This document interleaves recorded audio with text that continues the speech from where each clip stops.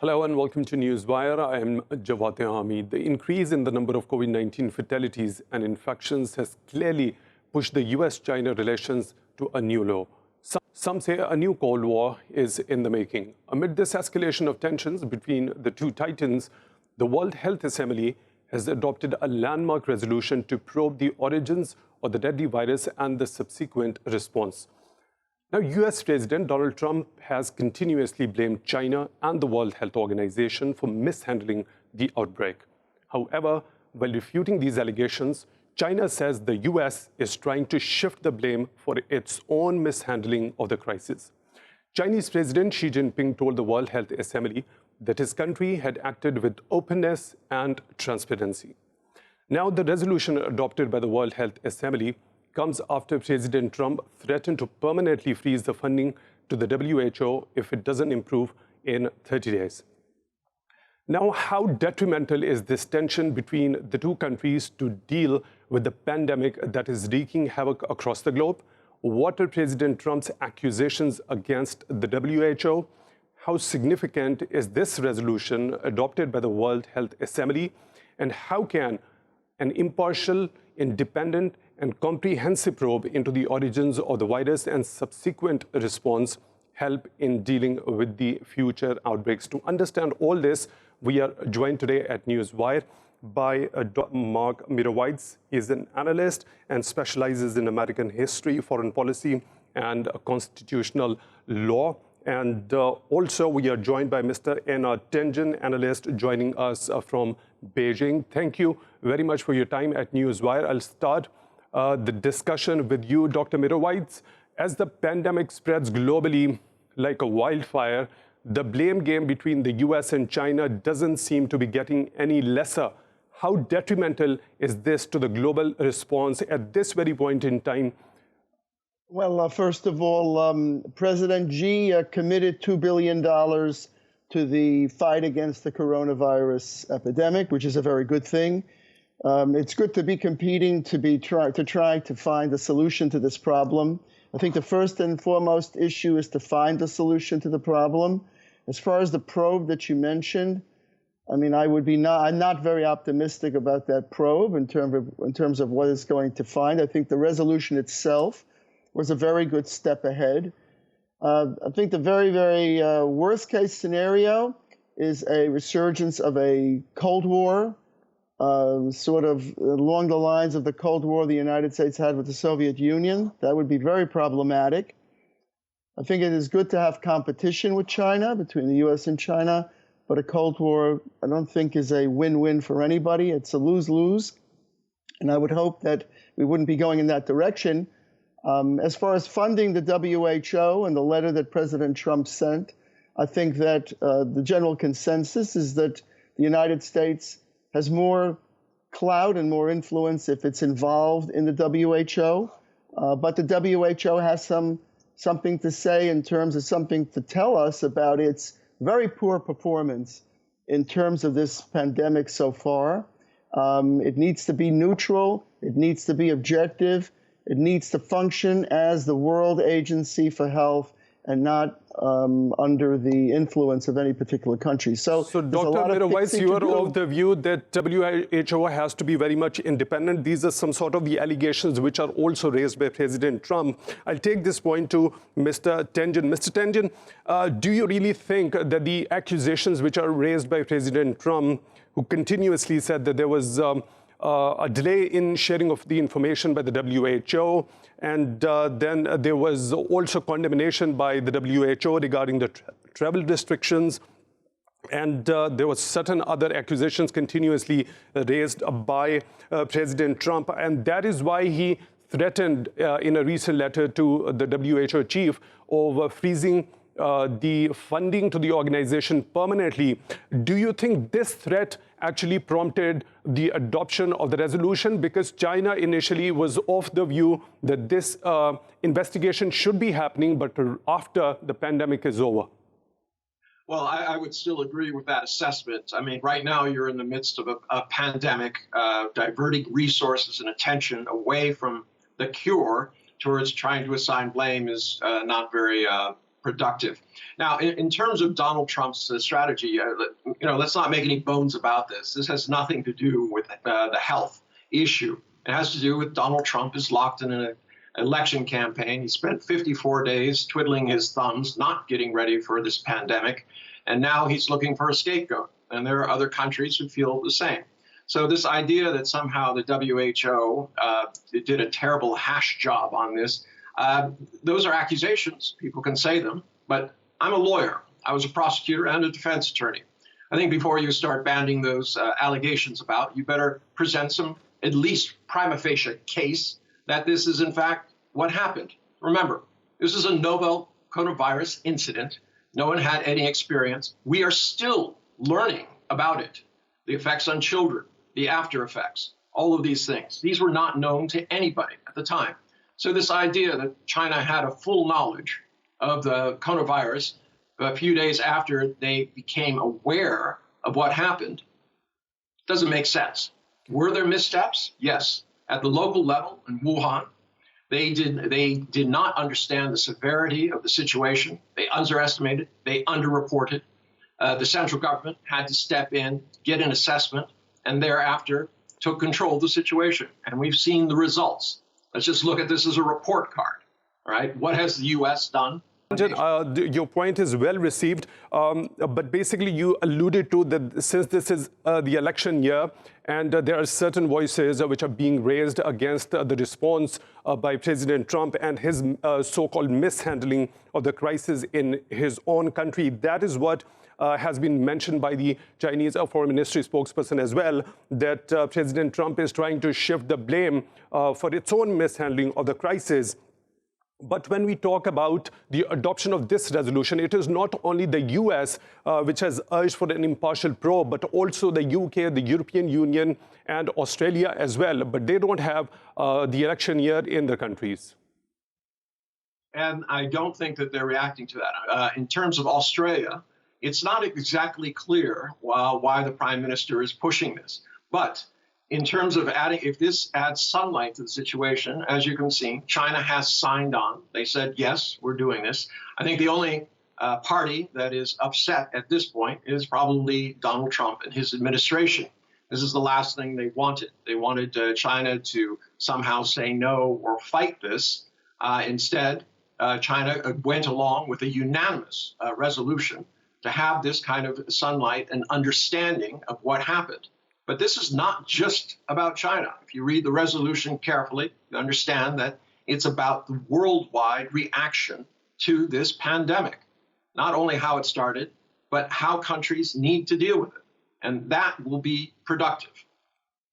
Okay, Mr. Tangen, I'll come to this particular point. What sort of potential findings the world leaders are actually looking forward to have from this impartial probe? Obviously, you are saying that China is not only the country which is under scrutiny, but it is the resolution which has been adopted to have a broader look at the response to this COVID-19 outbreak. Now, Dr. Meirowitz, when we talk about President Donald Trump's statement earlier, initially, he was of the view and he praised very clearly in his one of his tweets on 24th of January, clearly praising the response by China, that it was transparent and China was taking really good steps to contain the virus in Wuhan. Later on, with the passage of time, we saw that 180-degree turn in the statements of U.S. President. How do you analyze that? I analyze it with changing situation, but I must comment on the recent statements here so far. Number one, on the resolution, China had no choice but to agree with the resolution. Secondly, the resolution will cast sunlight. It's not going to cast any sunlight, and it doesn't even focus on China's activities. It's on the worldwide reaction, and that isn't efficacious, and there's no value to it whatsoever. They're never going to get to the bottom of it. I think it is counterproductive, to be very candid, for the Chinese to blame the U.S. military and to make comments about Australia, as I think one of the Chinese leaders said, that Australia is like the gum on the bottom of my shoe. I don't think this rhetoric, and the Cold War rhetoric, I agree, is not productive. We have to get ahead of this situation. We have to conquer this situation. But let me be very plain about it. The United States unhappiness about the WHO is very, very justified. I think the nations of the world are absolutely flummoxed by the behavior of the WHO. And you mentioned January. If you look back at the original tweets of the WHO, they very clearly said there was no human-to-human transmission. So there is a lot of fault here. But I'm going to be very candid. I think we need to look forward and have the right kind of rhetoric. We need to solve the problem, work together. And honestly, on the other side of this, I think China and the United States have to work together. It's inevitable. There's no choice but to work together. So I'm not very happy about all this rhetoric. And frankly, on the United States side, I think Trump had a misstep. And I think China came in and said, we're going to give $2 billion. So if he pulls his funds out and China's going to fund it, then it looks like China has kind of won this chess move. In terms of the United States. Where is their influence? If they're not in there and funding the WHO, the United States cannot have influence. So we need to go ahead, and this organization, the WHO, needs to be restructured. It needs to be fixed because it's broken. It doesn't function properly, and it needs to because it is the World Agency for Health, and it hasn't functioned as the World Agency for Health.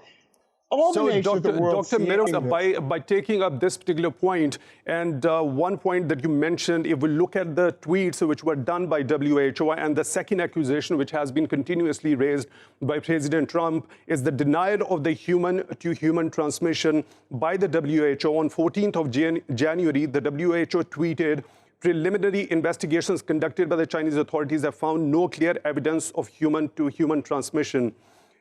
It wasn't until 22nd of January that the WHO confirmed that there was clear evidence human-to-human transmission in Wuhan. So almost a month lost in it.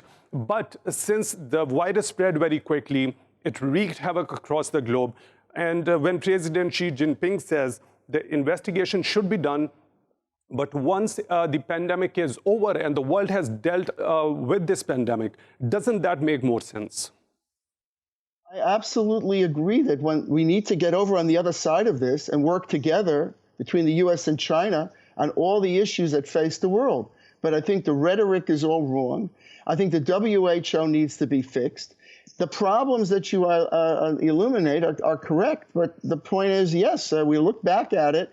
I don't know that there's efficacy to figure it out at this point. We can point our fingers all we like, but we need to fix this, find the solution, and then work forward to a world after the pandemic in which we're not deteriorating into a Cold War. And it sounds like the rhetoric that's coming between the two countries is reminiscent of the Cold War between the Soviet Union and the United States. And there was nothing productive about that. There's a lot going on in the world. The United States and China need to work together. However, I want to make it absolutely clear that the rhetoric from China and certainly some of the statements about Australia, and to bring up the elephant in the room, Taiwan, these things have to be handled in an appropriate fashion. And I don't think the United States is going to accept certain policies that are not fair and appropriate in the world going forward. But I don't want a Cold War. But on the other hand, we need to have a fair competition, a world in which there's not conflict, but a world in which Dr. Meirowitz, when we talk about responses. an independent and impartial comprehensive probe, since the WHO is continuously under scrutiny and pressure from the world leaders, how can we see an independent, impartial probe? But China says that this particular probe should be organized by the WHO. So who is likely going to supervise and oversee this particular independent and impartial probe? Please, very quickly.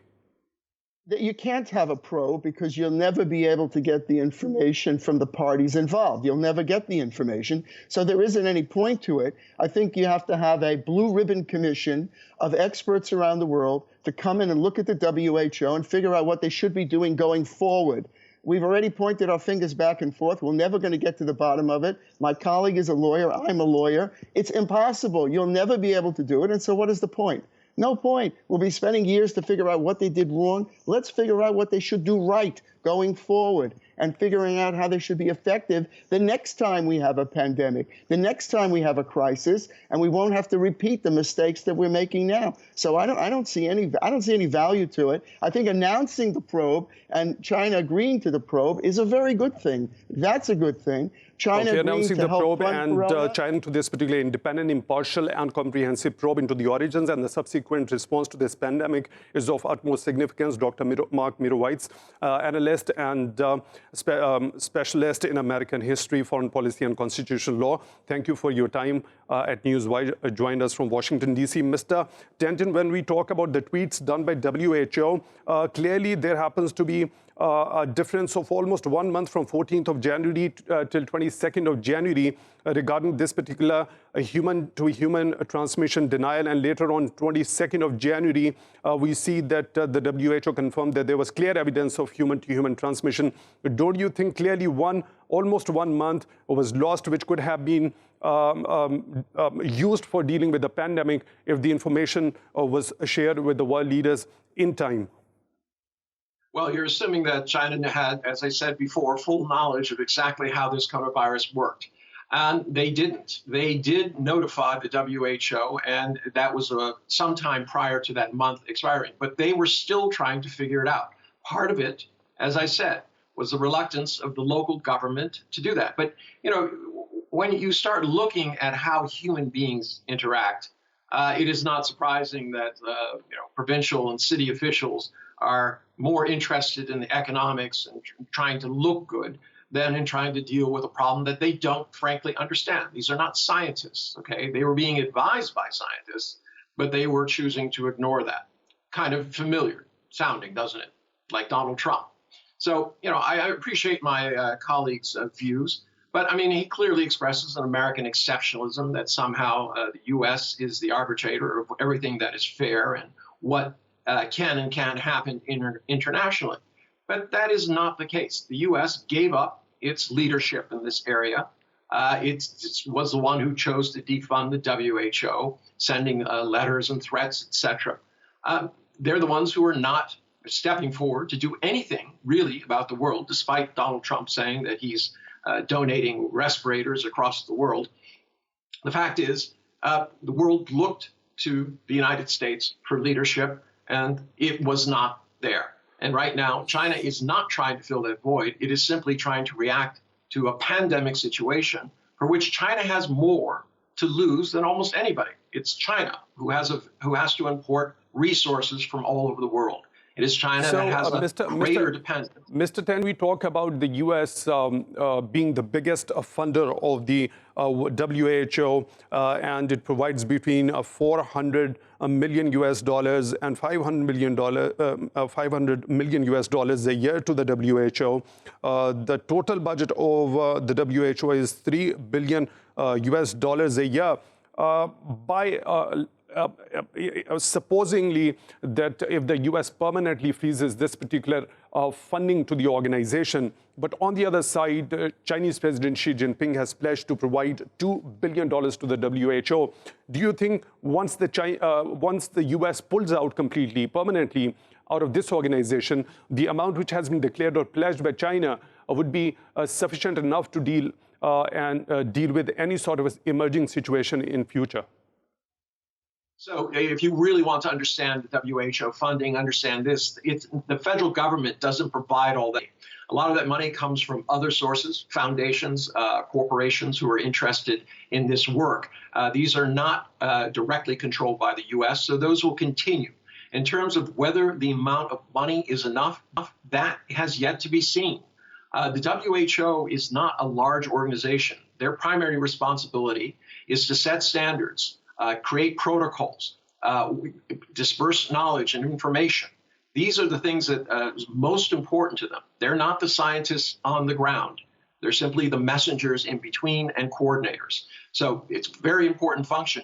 But every country, all the countries should be working together, pooling their resources, as some have already done, including institutions within the U.S. and China, trying to figure out how they can get to this solution. And once you have that solution, the question is, how is it going to be available? I mean, this is not create 8 billion different flu tabs and disperse them is a monumental task. It is not something. Donald Trump has talked about how important it is to use the military in the U.S., but what about the rest of the world? I mean, this kind of blindness to anything except our own concerns is what's really tearing the world apart.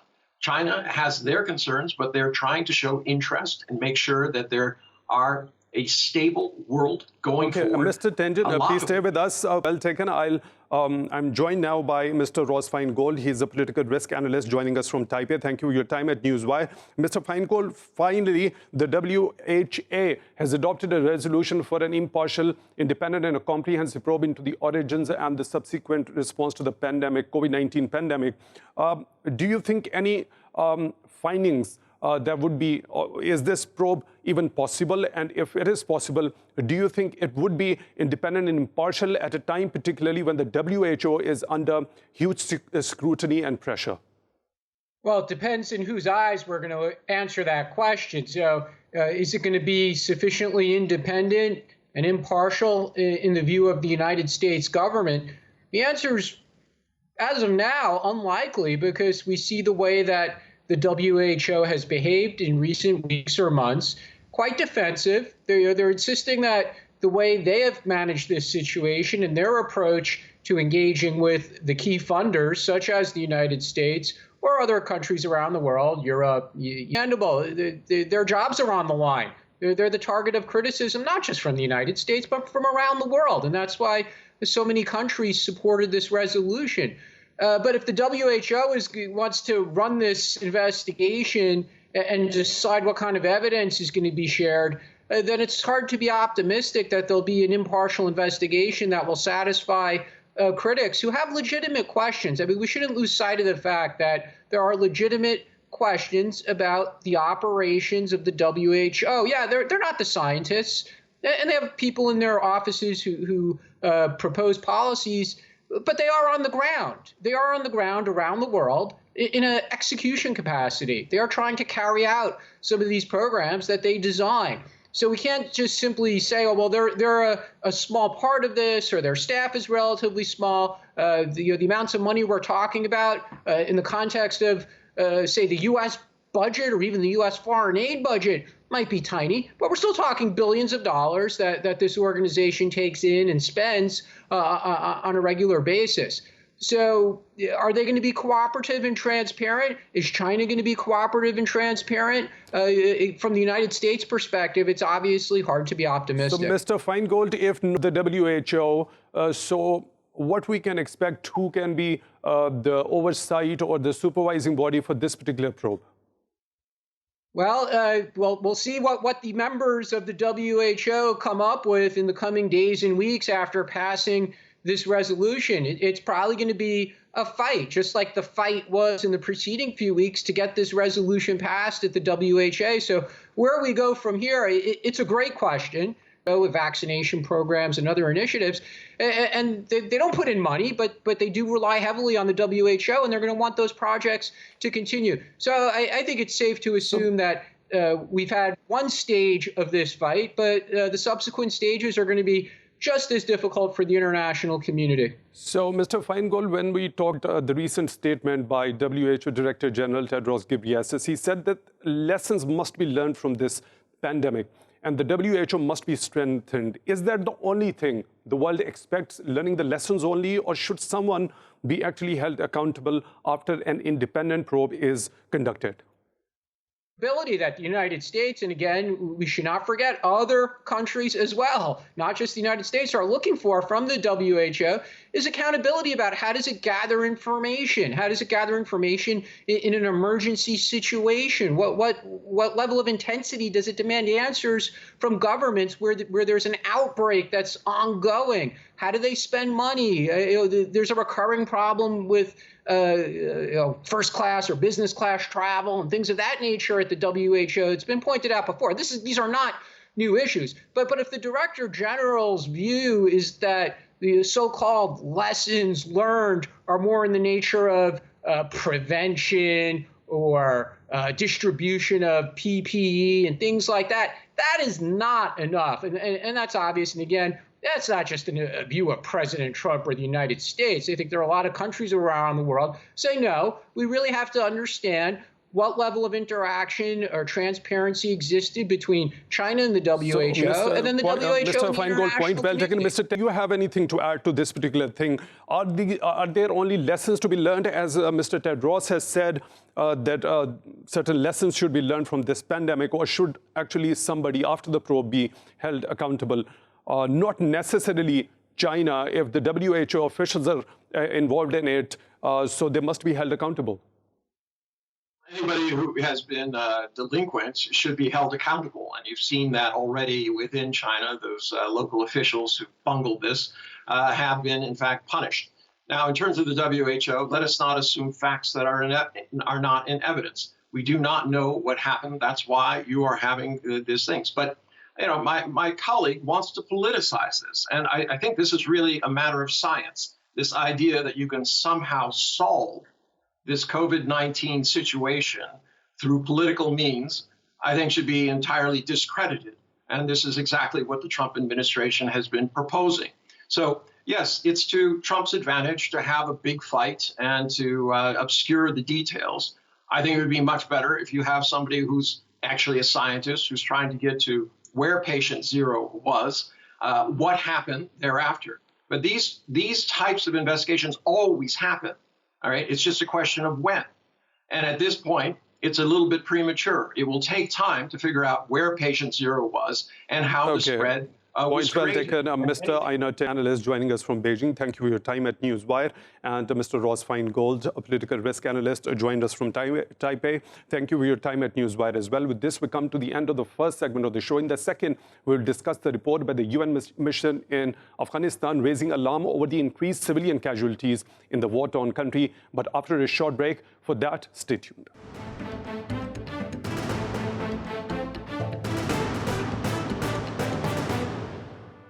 Welcome back to Newswire. The signing of the peace deal between the US and the Taliban in Doha was considered a watershed moment in bringing peace to the war-torn Afghanistan. But the inability of the Afghan government and the Taliban to capitalize on the deal has led to increase in the violence even more. The United Nations Assistance Mission in Afghanistan has expressed alarm over a surge in the number of civilian casualties in the country. This comes after deadly blasts at a maternity ward in Kabul killed 24, including women and nurses and newborns as well, and at a funeral killed 32 mourners. In a report, the mission underscored the urgent need for parties to halt the fighting and to refocus on starting intra-Afghan peace negotiations. The main hurdle in commencement of the intra-Afghan talks remains to be the prisoner swap, as per the peace deal, which the Taliban insist. US Special Envoy, however, Zalmay Khalilzad, is likely to meet the Afghan leaders and the Taliban in Doha to press for steps necessary to commence intra-Afghan negotiations, including a significant reduction of violence.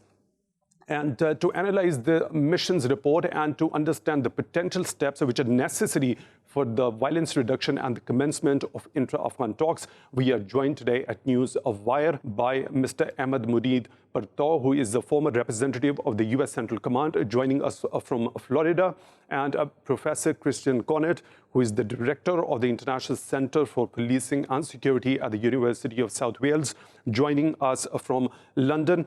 I'll start the discussion with you, Mr. Partaw. How do you see this particular report after the signing of the peace deal between the U.S. and the Taliban? There was the hope that the peace would be coming to the war-torn country, but we see that things are going in the opposite direction, and there has been a surge in violence and also surge in the number of civilian casualties.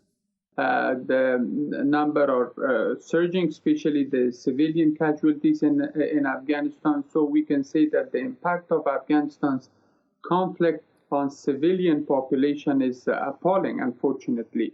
And since the U.S.-Taliban agreement, it has actually increased by both sides, by the Afghan government as well as the Taliban. But the Afghan government suggests that most of these civilian casualties are carried by the Taliban, which they resort to suicide bombings and indiscriminate killing among the civilian population, and most of the time using civilian population as a shield in their operations against the state forces. Okay, so Kaunert, when we talk about this particular report by the assistance mission in Afghanistan, the language and the tone which has been used in this particular report clearly indicates that the civilian damage or the casualties which are happening are not a collateral damage clearly, rather it is intentional. It is a very worrying development that we've seen. In a sense, it's not surprising. We've had a number of different discussions on this topic before, and in a sense, the peace negotiation was already flawed with one important design, which was the absence of the Afghan government within the negotiation. I think this hasn't helped. But I think we've increasingly seen that the Taliban have also not seriously engaged with this as a political process, as something that is meant to bring the peace negotiations. And on top of that, we've also seen that the American government is a little bit ambivalent as to what it's aiming to achieve there. Is this in order to achieve a peace deal, a peace that is really going to pacify the country? Or in fact, is this a withdrawal from Afghanistan? And I think all of these ambiguities, you can see them playing out at the moment. And indeed, as you're saying, there's an element of intention in there. And I think that is primarily coming from the Taliban. So, Professor Kaunert, you also say a number of times before in our program, you've mentioned that the Taliban are not sincere. But when we talk about this particular report by the assistance mission in Afghanistan of the UN, it clearly gives the percentage of the civilian casualties on the part of Taliban is 25% increase, rather which is attributed to Afghan security forces that increased to 38%. So Taliban are not solely to be blamed in this. What do you say?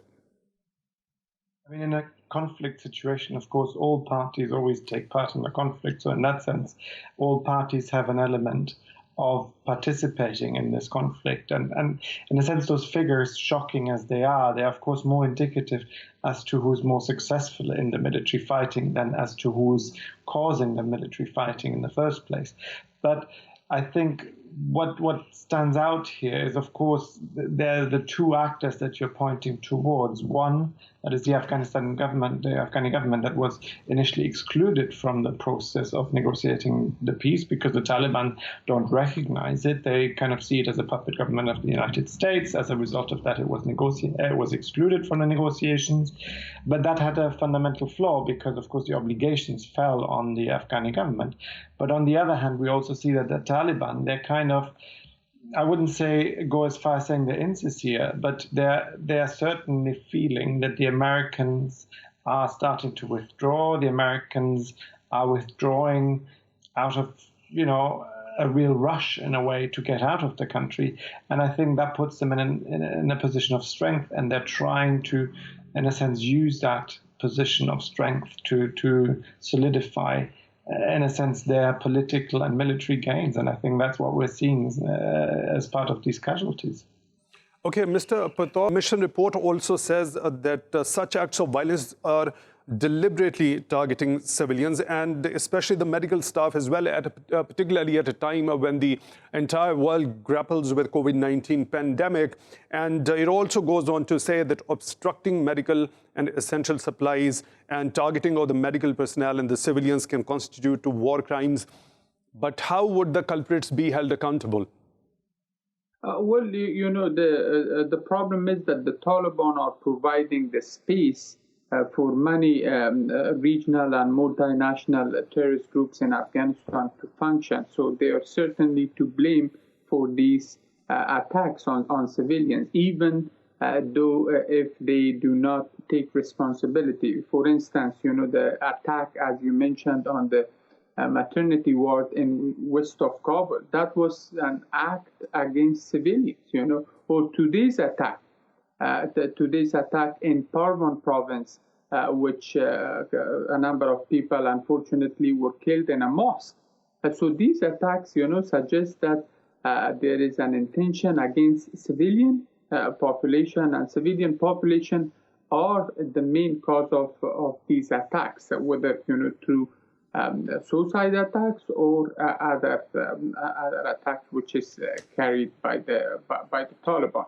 And in most of these cases, as I mentioned, the Taliban does not take responsibility and therefore suggest that this is the work of ISIS. But we have to bear in mind that they have provided the space for ISIS and other groups to operate in the country. So if they are going to enter peace talks with the Afghan government and reach a political reconciliations, these other terrorist groups cannot function in Afghanistan. So, but Mr. Partaw, the report has also mentioned a certain strike by the Afghan National Security Forces in Balkh on 11th of May, which killed 9 civilians. And the report goes on to say that such attacks highlight the need to respect the international humanitarian law, including the principles of precaution, distinction, and proportionality. Clearly, the Taliban are not the only one to blame. It's a war situation. I agree that it's very difficult. It has been difficult over the years, especially when coalition forces were operating in the country a few years ago. Civilian casualty was one of the main challenge. And as I mentioned, most of the time, civilian casualties are used as a shield by these insurgents. So that makes it very hard for the government forces or previously for the coalition forces to sort of prevent civilian casualties. But I imagine, at the state level, forces, they take every precaution to reduce civilian casualties, but it happens, unfortunately. And I saw that report, that particular, which was in northern Afghanistan, Balkh province. Okay, Mr. Kaunert, when we talk about the basic bone of contention, that remains to be the prisoner swap, and the Taliban keep on insisting that all the prisoners, the 5,000 prisoners which are mentioned in the Doha peace deal, must be released before they commit to any complete ceasefire.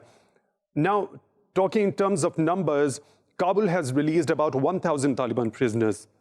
And while the Taliban claim to have freed 263 government captives, but we see the Afghan government conceding to that particular Doha peace deal, although you also mentioned that it was excluded from that particular peace deal. So why can't this prisoner swap happen quickly?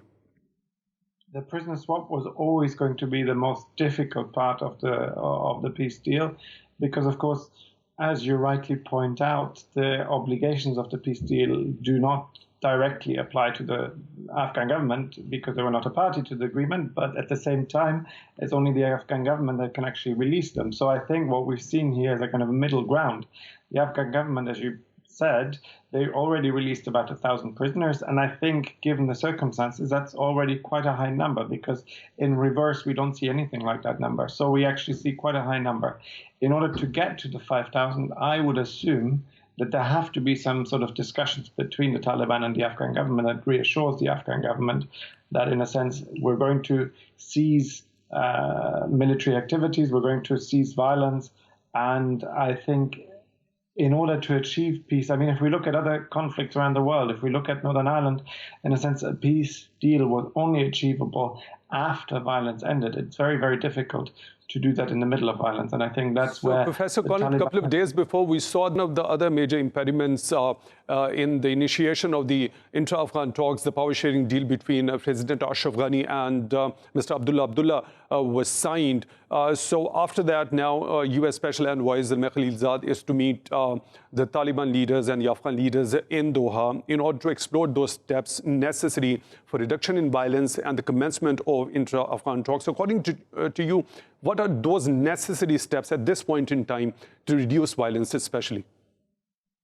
At the moment, this particular deal that you're talking about between President Ghani and Abdullah, I think that was very important because in a sense it presents a united front in the intra-Afghani peace discussions. And I think in order to advance them, to move them forward, there's going to have to be some assurances towards the Afghan government of continued existence, assurances in terms of its own security needs, security requirement, that the constitution will be upheld, all of those kind of things.